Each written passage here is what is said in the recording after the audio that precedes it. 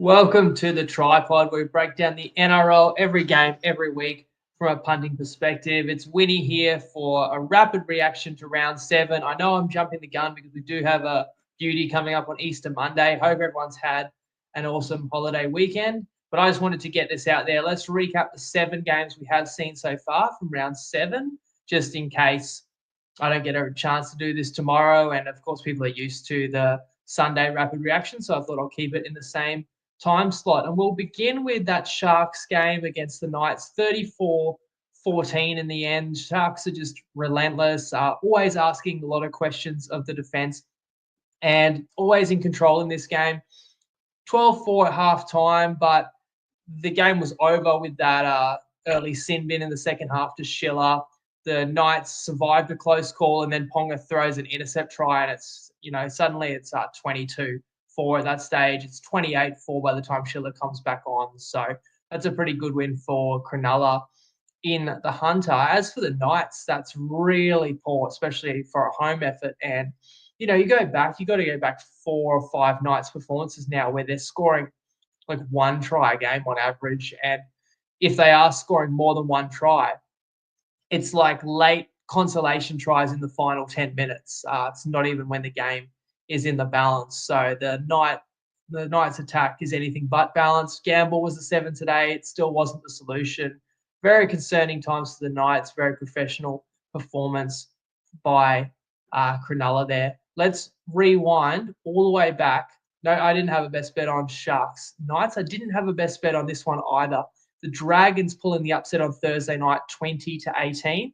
I suppose I could have a little gripe with this game and say, when I previewed it on Tuesday, the line was 3.5, and I said I had a lean to St. George. And if I could have got a plus 4.5 on Tuesday, I would have played the Dragons because I didn't think there's much between Manly and St. George. And Manly was on that murderer's row in terms of scheduling.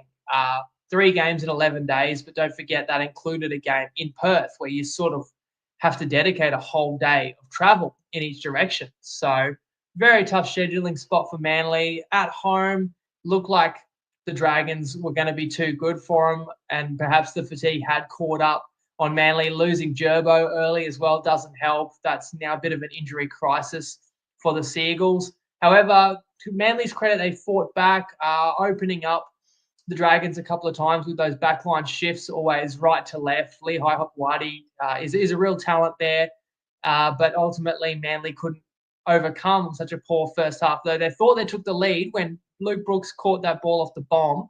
Manly thought they'd hit the front, but Bunker found him a foot offside, and the Dragons hang on. And just one player I really want to shout out. I know his brother did his ACL, I think, game 1, but Couchman is a gun of a prop, someone to watch, leading from the front for St. George, and a gritty win for the Dragons. I really thought, after they'd already blown double-digit leads twice this year, that it was going to happen again, but the Dragons did manage to hang on. Moving to Good Friday, this was a performance that you had to really take notice. I've got the sort of a different graphics set up here. I'm trying to find the quickest way to navigate between games.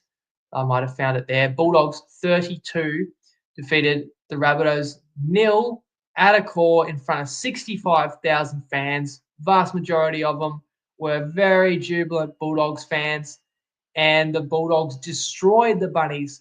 Kickout was back. Matty Burton was back. It was actually another prop that caught my eye. It was Max King that was just bulldozing the Rabbitohs. Never fired a shot in this one, but the Bulldogs never gave the Bunnies an opening. And the mark of a good team, that even when the game is completely under control and you don't need to be desperate, that this Dogs side has a real sense of pride in their defense, that they don't give you the cheap points late. And that's important to note, something we've spoken about for the last year and a bit now, like all the last season, and now we're 7 weeks into this year, that unders are often a great bet in Bulldogs games because they're so good defensively and also so disciplined that you don't get too many cheap tries late in games. So, that goes well under the total again. But the Bulldogs also covering the big line, which was 10.5. That did mean the Undertaker missed out again this week. He had either team 1 to 12, but as I say, South's no answers in that one. The Bulldogs, so much energy coming out after the bye, getting back some big dogs and really putting the whole competition on notice, especially after what happened in the next game. Let me know what you guys thought as well, because obviously I'm solo here, so I appreciate some additional observations, guys. And I will probably spend a little bit more time talking on the next game, and you're going to have to indulge me because I think Dolphins 42 defeating the Storm 22 was the greatest win in Dolphins history. Let's put it this way. I mean, beating the Broncos was really important last year in the Battle of Brisbane. Winning the opening game over the Roosters, I mean, that was a historic moment. But best performance, I think, best game that the Dolphins have played in their young history. And I was really proud of that. I was especially stoked because I took the 14.5 start with the Dolphins. Now, we got a stroke of luck that Harry Grant was ruled out for the game after the Tuesday pod. But by the same token, the Dolphins lost Marshall King. Grant's a better player than Marshall King, but they each have a high importance to their team. Not that the attacks really suffered too much for either side, although especially for the Dolphins. The Storm looked like business as usual. You know that it's a happy hunting ground at Suncorp for the Storm. And when Pappenhausen goes into dummy half on the blind side and strolls over for a 16-2 first half lead for the Storm, I have to admit I'm sitting back going, here we go. And I knew that that's the risk you take when you bet against Melbourne. There'll be nights where they're just on fire and they'll light you up and it's not going to be fun at all. And I thought I was sort of in for one of those nights. Although I talked about in the preview, the fact that the Dolphins can fight fire with fire, that the Dolphins have a lot of exciting playmakers, dynamic players and speed as well, and can match a lot of the strengths of Melbourne, and just felt like 14.5 points at home is not giving a respect to a team that I feel is finals caliber, that I've said since round one this year. And maybe more people are going to be agreeing with me now. As Ryan says, he took Dolphins 13 plus. Now, I'm not going to suggest I predicted that. I was so stoked with the upset being on the cards, but it was more than just an upset. I mean, this was a demolition job from 16-2 to Melbourne. The Dolphins score 40 straight points, and some of it was absolute champagne footy. I mean, the Cody flick pass try set up by, I think it was Herbie, as he always does, being such a handful, getting past multiple defenders, then sets up the line break. Cody, the flick pass, that's a sexual try. I mean, let's be honest. And then the Katoa just blossoming before our eyes. He had an absolute dime of an assist to Lemuelu. People tell me it was forward. I don't want to hear it. It was beautiful to me. I don't know if I'm biased. I do know the best bet wins as easily as you like. I do know that the Dolphins are a serious footy team. It still bothers me when I look in the box and I see Tom Flegler there going, like, that's an elite middle. This guy was strong in Origin, bursting onto the scene, or really showing himself to be one of the top props in the NRL in 2023, the year that Brisbane made that deep run. And we basically haven't seen Flegler since. And imagine adding Flegler to this team. And I mean, the Dolphins lost Plath early in the game too. I know Storm did lose Jack Howarth, and that could be a serious shoulder injury. And Melbourne are very light on outside backs for now, for sure. But as I say, Dolphins also have had to cover some holes. And look, it just wasn't Melbourne's night.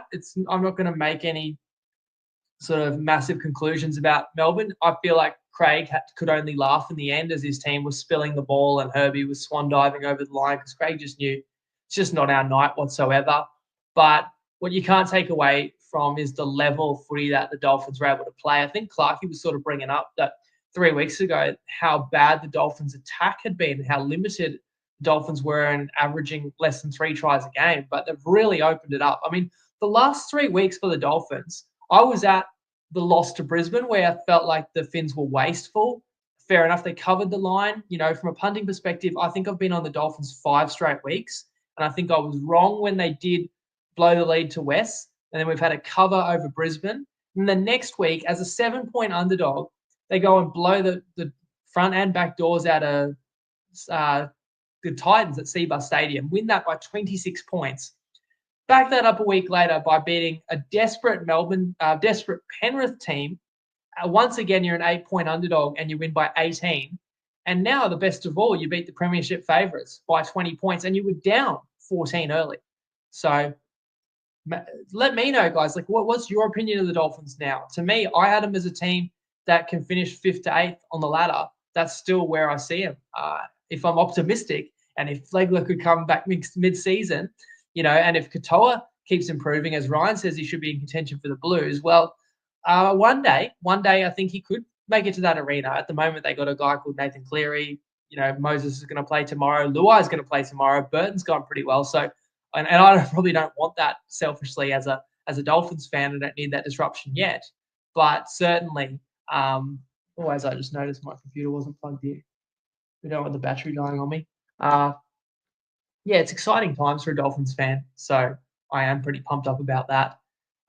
Although I think I also put a post up about how wacky some of these Friday night games have been. You've had probably 6 upsets in 7 weeks, maybe even 7 upsets in 7 weeks. Obviously, most Friday nights there's 2 games, but big favourites. The double-digit favourites have gone down 4 or 5 times on Friday night already this season, and then even other games like the Titans weren't a double-digit underdog, but they beat the Roosters by 20 points, as an 8-point underdog. Like, I don't know what it is about Friday nights, but it's been a tough one for favourite punters, that's for sure.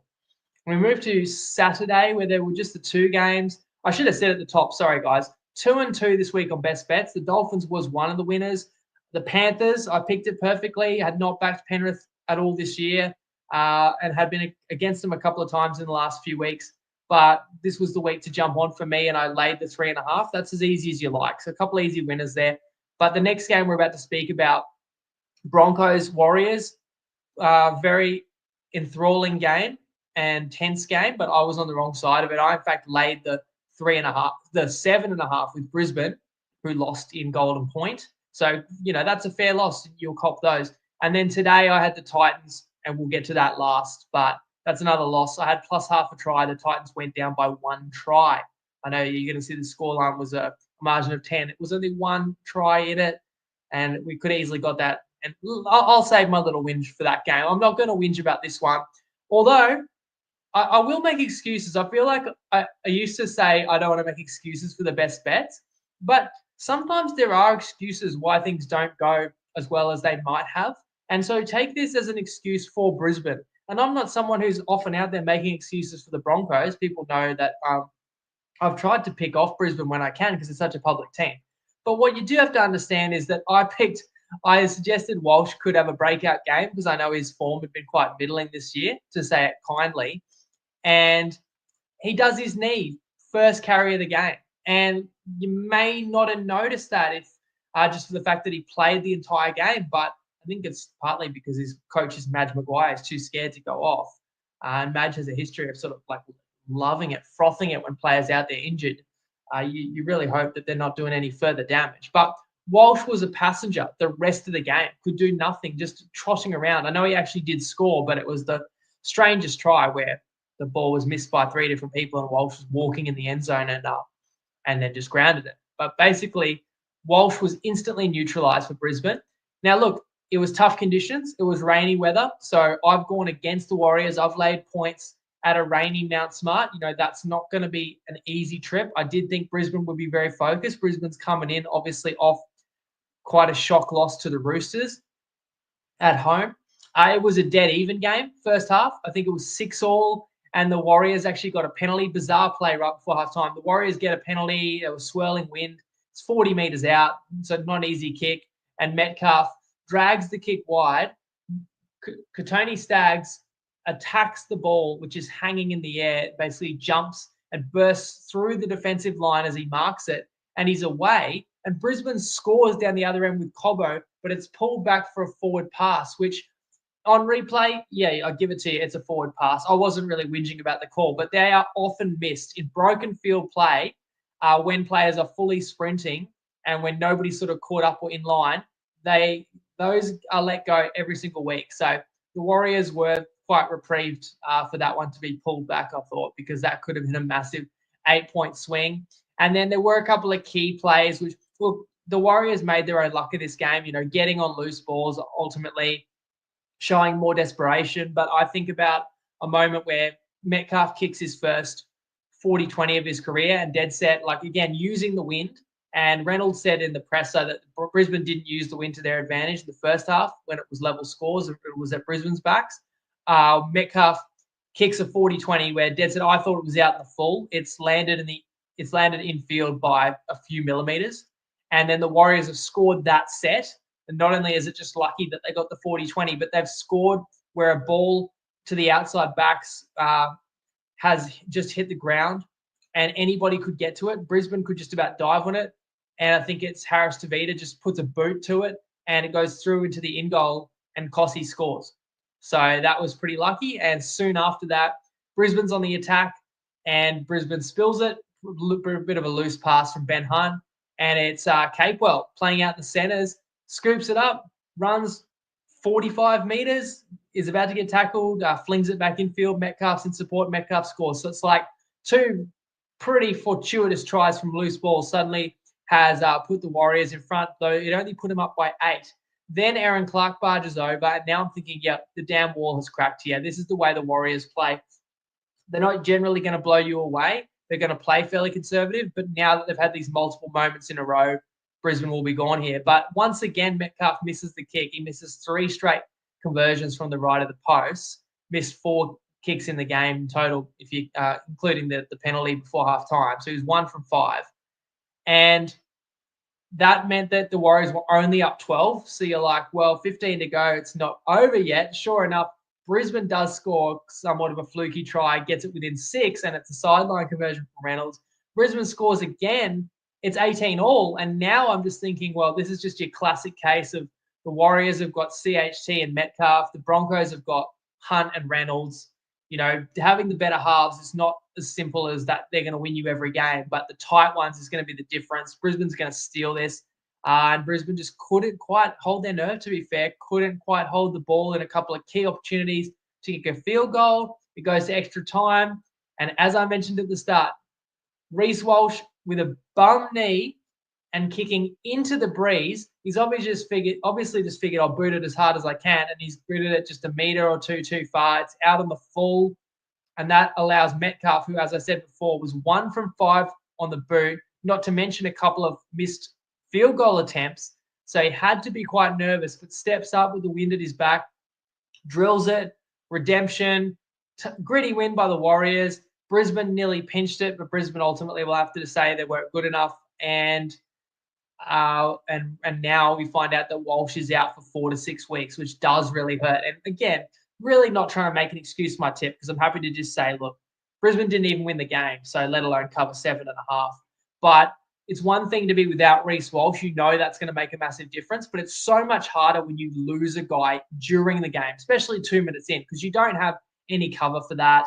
You didn't plan for that, So there's nothing worse than losing your most important player, essentially, really early on. Now Brisbane will at least have time to plan for it, but you can't replace Walsh. It's also not a good weekend for Queenslanders, is it really? I know we were all probably satisfied as Queenslanders if Ponga got the nod ahead of Walsh. I thought Billy would try and fit both those exciting playmakers into the team. Now Walsh is going to be out of Origin calculations, at least for the first game or two. Of course, Harry Grant, 4 to 6 weeks, would have him out of Origin. So the logical choice would be Reid Marnie, who's playing for the undefeated Bulldogs, of course. But yeah, Brisbane really should have probably been able to win this one. But I feel like it just came down to the Warriors playing the conditions and being a little bit more desperate, and so therefore very deserving. And then you could not deny the 4-time champions. If I say 4-time champions, I feel like I'm selling Penrith short. 4 times in a row, that is. 4 times in the last 4 years. If you weren't paying attention, that's the Panthers, who had lost 5 in a row, but I did take them -3.5 against the Roosters. And I made this point in the preview that the Panthers were a 24.5-point favourite when they played the Roosters in round 2. And they lost the game outright, which is very rare. You really don't see 20-point plus favourites in the NRL very often, and you definitely don't see them rolled very often. Historically, it's only happened like 2 or 3 times ever, a favourite of that magnitude. Then in this game, the adjustment has come so far that the Panthers are only a 3-point favourite. So it's like the line has moved 20 points based on the form slump of the Panthers. And now I said that's too much. Penrith's still stronger here and really need to get into gear to salvage anything out of this season. The Panthers were 1-5 going in. You fall to 1-6. Even if you start playing good footy, you could just run out of time and run out of matches to win. So really important game for the Roosters, especially if there's the revenge element there. Sorry, important game for the Panthers with the revenge element against the Roosters. So there's my best bet. And shout out to Benny Williamson because he is on the board, one of our sharpshooters. Also took the Panthers. He laid a half a try.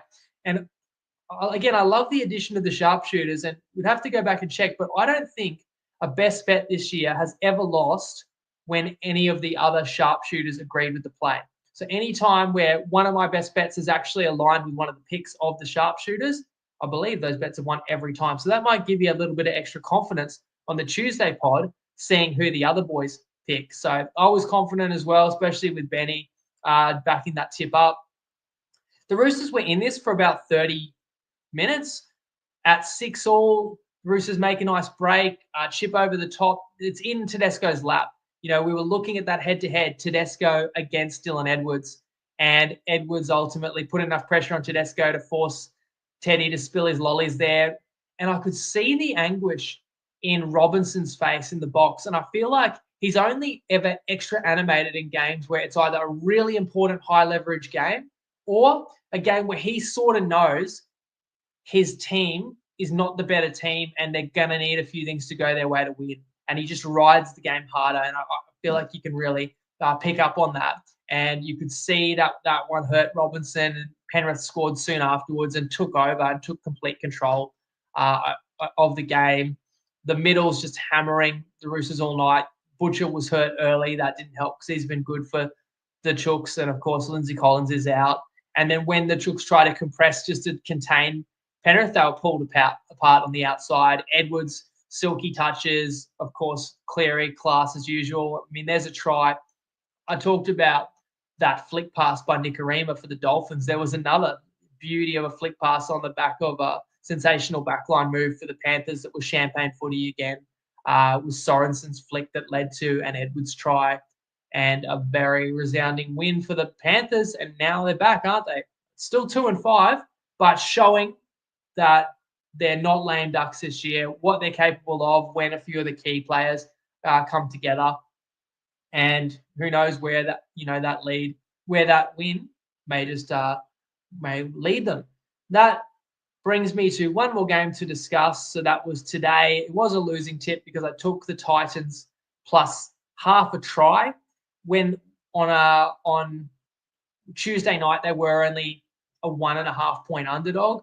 After making that pick, I find out Dave Fafita's not playing.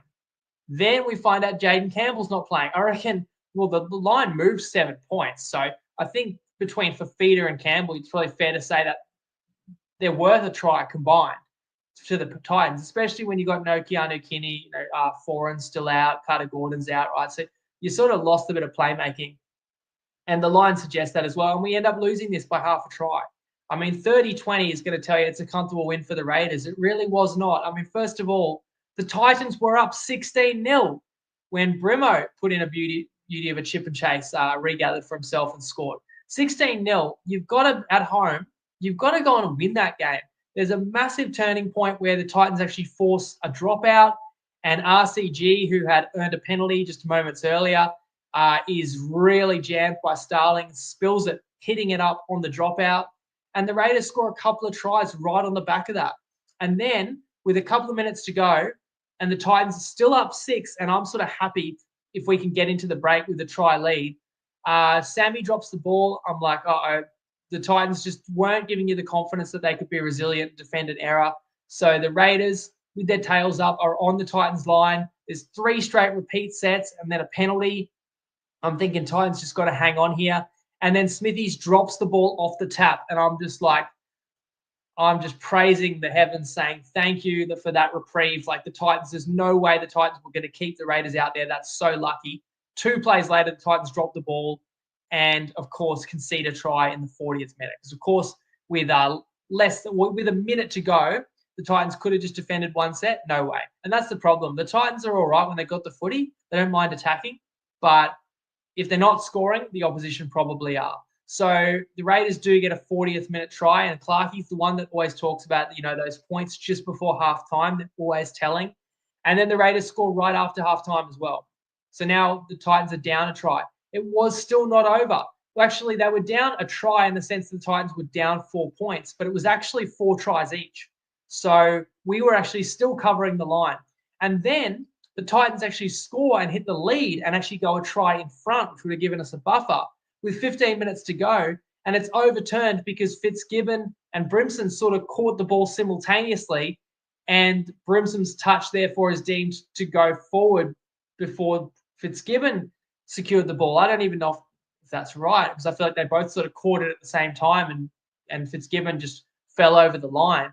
So that try is taken away from the Titans, and they remain down by 2 or 4 points, still covering the half try.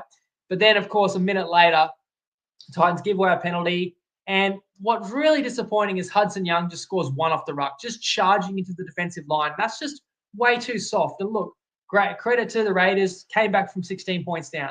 Hudson Young's in ridiculous form, has another double here. Raiders deserve to win. I'm just salty because this was 5 tries to 4. I had plus half a try. I had 2 of the Titans' best players ruled out after I made the bet. And the Titans had several late chances to get that soft try, to get that late try, get the consolation, get the one that gives you a little bit of hope that would have actually covered our line. But of course, they didn't get that. And I just go back to this year. I'm 15-10. You'll always take that. That's 60% on 25 plays through 7 weeks, through 2 months. But of the 15 wins, we haven't had 1 win within a try. Every win has been as comfortable as you like. And of the 10 losses, there's been at least, I'd say, 4 that are within a try, that either lose by a late try or we don't get a late score we need. And I'm not saying swing all those, but I'm just saying half the time. Can't we win the narrow ones half the time?